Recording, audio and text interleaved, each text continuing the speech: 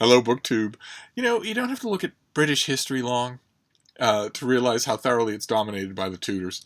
Whether it's the Six Wives of Henry VIII or the long adventure of the Elizabethan era. And don't get me wrong, I absolutely love that era.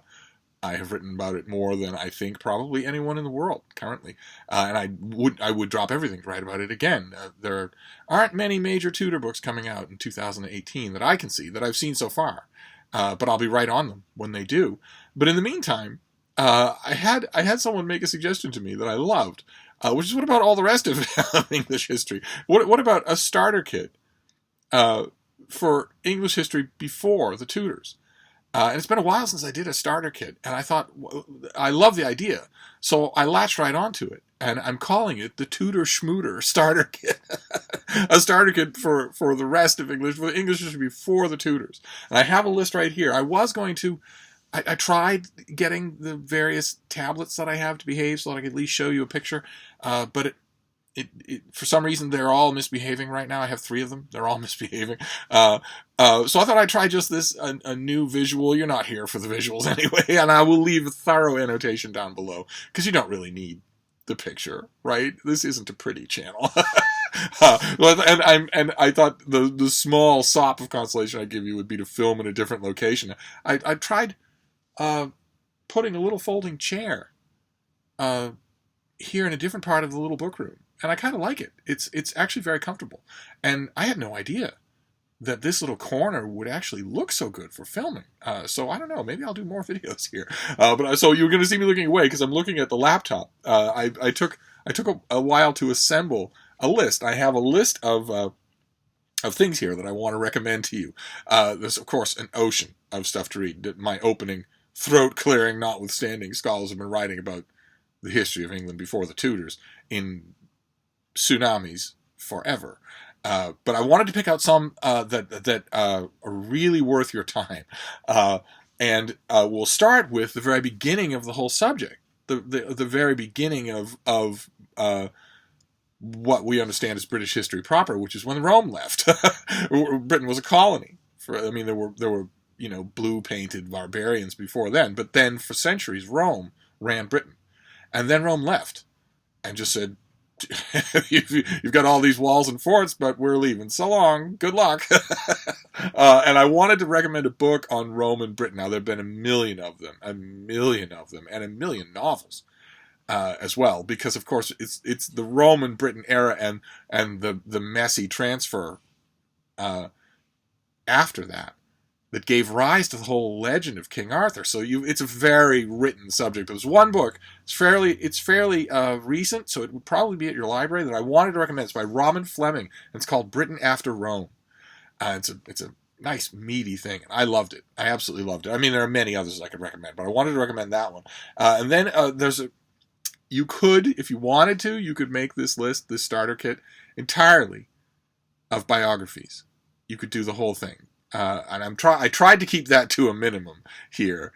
You all know I love biographies, and the bigger and meatier the better. But nevertheless, sometimes a figure from this period puts their mark on history so thoroughly that biography is actually the way to go. And one of those people is Alfred the Great. And I wanted to mention Alfred Smyth's biography of him. There are many people who've done Alfred biographies. Alfred Smyth's is my favorite. It's a trifle on the dry side at times, but it is so inclusive. It's so comprehensive that I actually recommend it before any of the others. Then we move on.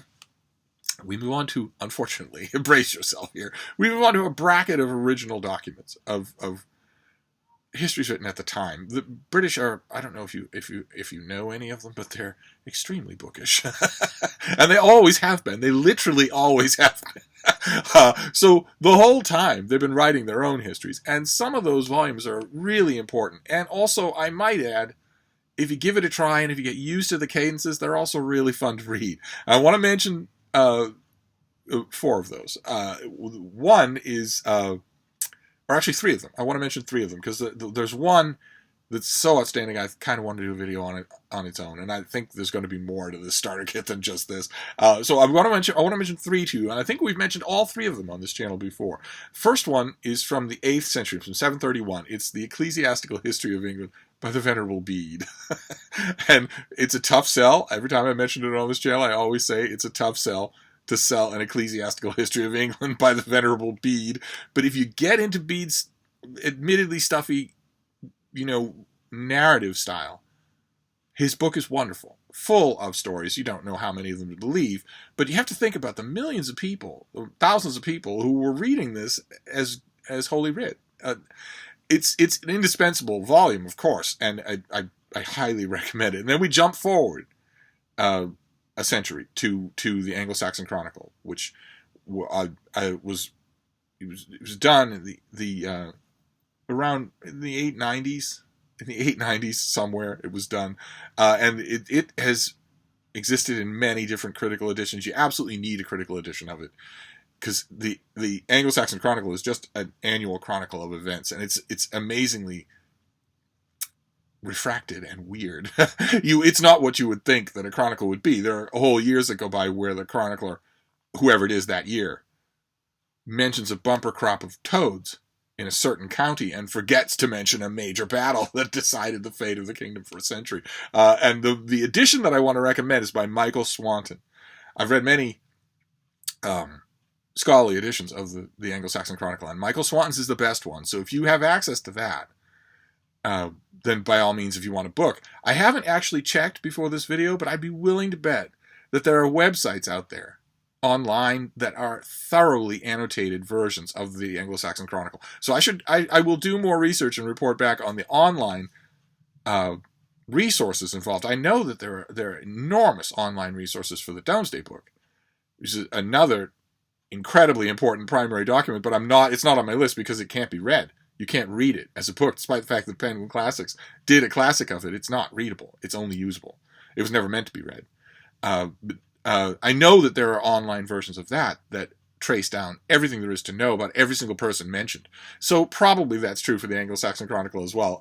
But I wanted to mention Swanton's book just in case you want to just grab a book from the library. And then we move forward again a few more years to 1136, and we go to the History of the Kings of Britain by Geoffrey of Monmouth, which is the Anglo-Saxon Chronicle, I don't think, but the Venerable Bede and Geoffrey of Monmouth will both exist, for instance, in Penguin Classics. And there you have the guarantee that it will be in your bookstore, and you also have the guarantee of a first-rate introduction and good notes. So the Penguin Classics, I am biased. I admit I am sitting in front of a wall of Penguin Classics, but still, they might be the way to go if that interests you. But we're gonna do those three contemporary documents for now. The one that I'm leaving out is the magnificent new Penguin Classic of the Magna Carta, which likewise was not produced to be read. But unlike the Penguin Classic version of the Domesday Book, their edition of Magna Carta is an incredible work of scholarship. So I'll put it in the notes down below. But I'm thinking it will turn up later if we extend this starter kit, this TUDOR-SCHMUDOR Starter Kit to a part 2. Then after Geoffrey of Monmouth, we're going to jump forward to the one date in all of English history that everyone knows, which is 1066, which is when an unbelievable concatenation of events caused the ownership of the island to change. There was an overseas invasion in 2 different places at roughly the same time, either one of which the rightful king of England could probably have repulsed. He was a magnificent warrior. He's a wonderful leader of men, a wonderful organizer, and he had a great staff. If he'd only had one of those to contend with, one from the north and one from the east, he might have been able to hold on to his kingdom. And in fact, I think he certainly would have been able to, but that isn't what happened. Instead, he had 2 invasions. He beat one and lost the other, and lost his kingdom to William the Conqueror. And you have to read about 1066, and there's an ocean of books on the subject. I picked 2 that I really love. There are lots of others. If you type Norman Conquest online into Google, you'll see hundreds of books. But I want to recommend 2 to you especially. The first one is 1066, The Year of the Three Battles by Frank McLynn, who's a name he's come up on this channel before. He's a wonderful scholarly hack. You give him a subject, give him time to do it, give him a checky poo, and you'll get a great readable book out of it. He's done so much good work. And you never know. You never know where his interests are going to take him. And he did this book This was the year of the three battles was, I think, 30 years ago, maybe even more than that. But it's wonderful, holds up so well. And the other one is by David Howarth. I've recommended this to many, many people. David Howarth is an author of history that I give to people who don't read history. Because his book on the Spanish Armada and his book on 1066. His book on 1066 is called The Year of the Conquest. And it's very short and very, very good. That's why I give it to people. People who say, I'd love to read history, but I could never read a history book. No way, I'm not ready for it. I don't remember anything from school, that sort of thing. And they assume that it's going to be lengthy and dry, and David Howarth's book on the Conquest is not. So those two books, one by Frank McLynn, one by David Howarth, I would actually recommend you read them both and everything else. Then Marc Morris, for instance, whose name is going to come up in just a minute here, wrote a book on the Norman Conquest. It's really, really good.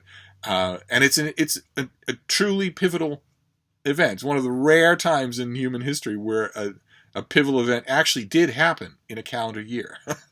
So we're done with the Norman Conquest, but we're not completely done with the actors, because you got to read about William the Conqueror. And this is the one time on this list where I'm throwing a sop to people who like fiction. There are of course novels and whole series of novels on everything that we're talking about here. There's an endless supply of novels about pre-Tudor England. But the one that I want to recommend is the novel called The Conqueror by the great Georgette Heyer, who wrote Regency romances. She's famous for her Regency romances, and her Regency romances are delightful. They're like the champagne on a Sunday afternoon that you know you shouldn't have. It's just pure bubbles. They're wonderful. But the whole time that she was doing that, the whole time she was paying for villas with her Regency romances, she was deeply in love with serious, scholarly, historical fiction. And one of the novels that she wrote was a book on the Conqueror, on William the Conqueror. And it's, of course, I'm not recommending that you read it in place of a biography, but there's hardly a detail that's wrong about it unless she tells you that it's wrong. Unless she looks at all the details and says, well, I have to move that around for my own reasons. I am writing a novel after all. But she was really scrupulous about her history. So I'm not saying to read The Conqueror by Georgette Heyer as a biography of the Conqueror, but you'll get a lot out of it, and it's so entertaining. she cannot do wrong.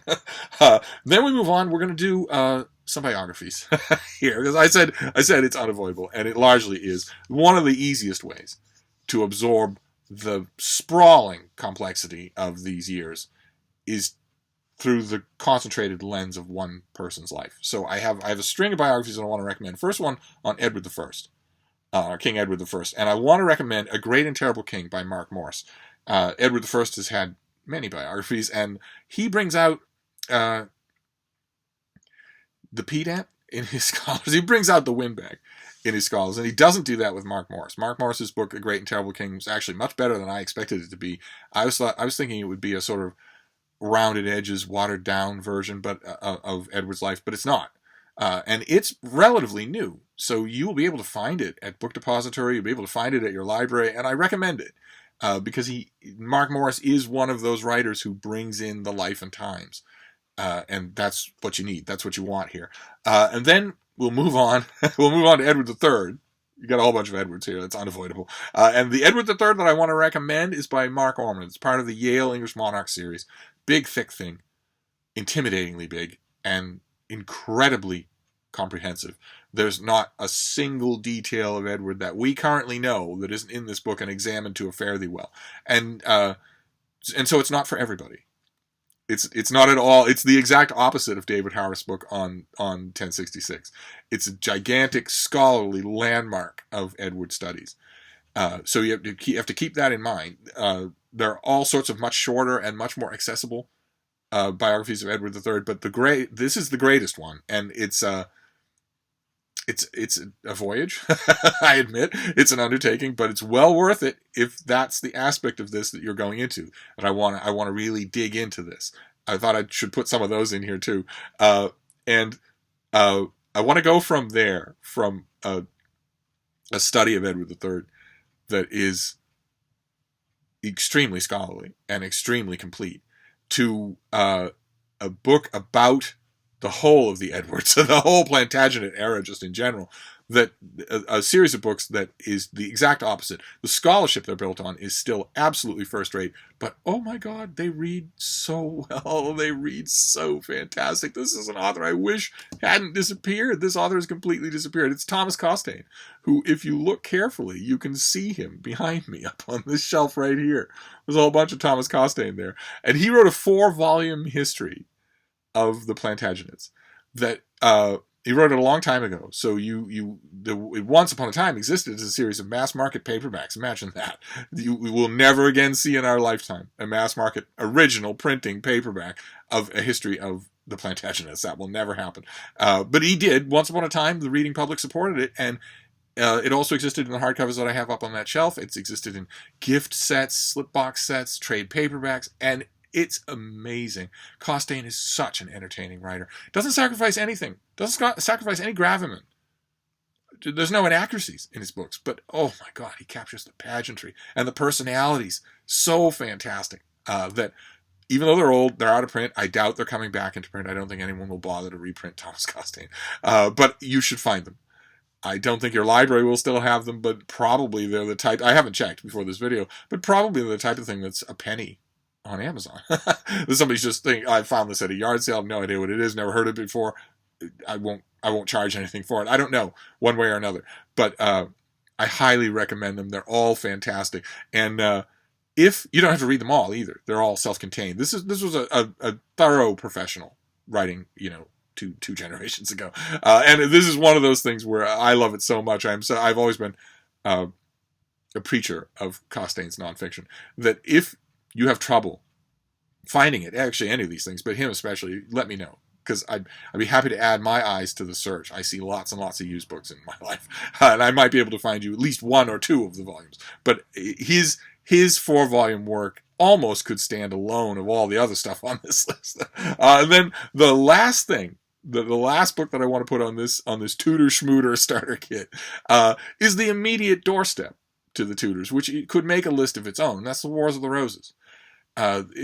England was ripped apart by an absolutely epic civil war that allowed it, made possible the Tudors. They saw the main chance and took it, and that conflict was long, and it had multiple stages, and it sometimes went dormant for a while, and it was full of outsized personalities, and it has spawned a million books. A bewildering proliferation of books. There's only one that I want to recommend for now. I'm not saying it's the best one, but it will bring you right in. The author was another thoroughgoing hack, could never write a boring sentence. It's The Wars of the Roses by Desmond Seward, who also wrote a great book on King Henry V, who's not on our list here, but Desmond Seward's book, King Henry V, The Scourge of God, is very much worth your time. And he wrote a bunch of other stuff too. He's like Frank McLynn. He can't write a boring book. His book on the Wars of the Roses is just fine as an introduction, keeping in mind what we've said all along with these starter kits, which is, first, before you approach these things, especially if you're coming at it wanting to learn about the subject instead of already knowing about the subject, first, you should probably familiarize yourself with the subject. No harm in that at all. Go to Wikipedia, read the long entry on the Wars of the Roses, maybe go type Wars of the Roses into Google and go to a couple of dedicated sites for York or Lancaster and read up on some of them. Get familiar with some of the major players, some of the major battles, some of the major time periods and events, and then dig into a history like Desmond Seward's. Now, he wrote his book before the internet, and so did most of the people on this list. So he wrote his book sort of expecting to be that preliminary search for you, but a lot of water's gone under the educational bridge since then. He might be assuming you know more than you do. But there's no reason to let that stop you, because you have a greater introductory support system at your fingertips, literally at your fingertips, on your phone when you're in line at the grocery store, than any generation of humans has ever had before in the entire history of the species. So that would be my recommendation with all of this stuff, but especially with the Wars of the Roses, which is such a blisteringly complex subject, would be to read up on it a little before you read it, before you read Desmond Seward or anybody else. And that's it. That is just a quick attempt at a starter kit for the history of England from the time when the Romans left the Tudors that we all know, and we can all name them. We can all name the wives, and we all know about Elizabeth and her courtiers and whatnot. This is the history before then. So just one quick attempt to sort of sketch in some landmarks that you might want to read. And I'm going to wrap this up for now. And if you want more depth or a Tudor-Schmooder part 2, let me know, and we'll do it. There's certainly plenty more to talk about. But in the meantime, I'll see you later. Thank you, BookTube.